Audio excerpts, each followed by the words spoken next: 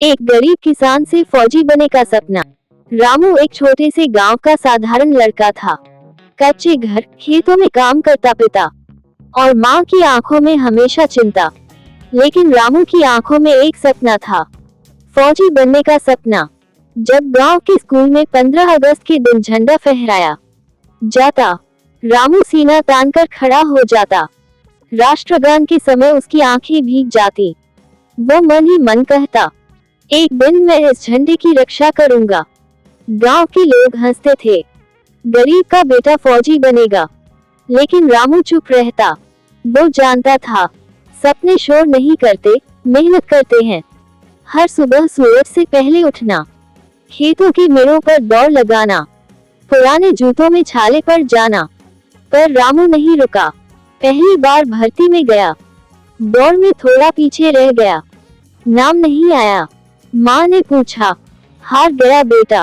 रामू मुस्कुराया, नहीं माँ, सीख गया। दूसरी बार गया, इस बार मेडिकल में बाहर हो गया। लोगों ने कहा, किस्मत में नहीं है। लेकिन रामू बोला, किस्मत बनाई जाती है।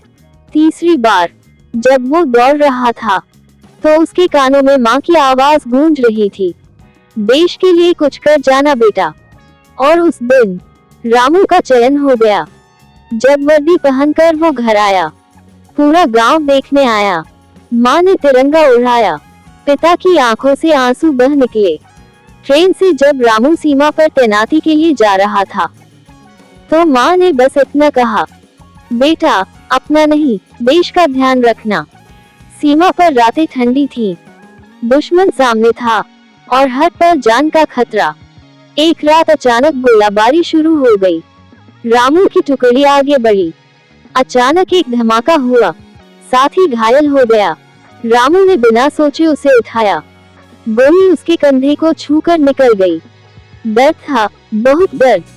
लेकिन रामू रुका नहीं। वो जानता था, फौजी का दर्द देश से बड़ा नहीं होता। मिशन सफल हुआ, साथी की जान बच गई।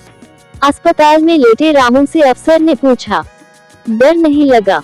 रामू बोला, डर लगा था साहब, लेकिन उससे ज्यादा डर था कि कहीं तिरंगा झुक न जाए। कुछ महीनों बाद रामू छुट्टी पर गांव आया।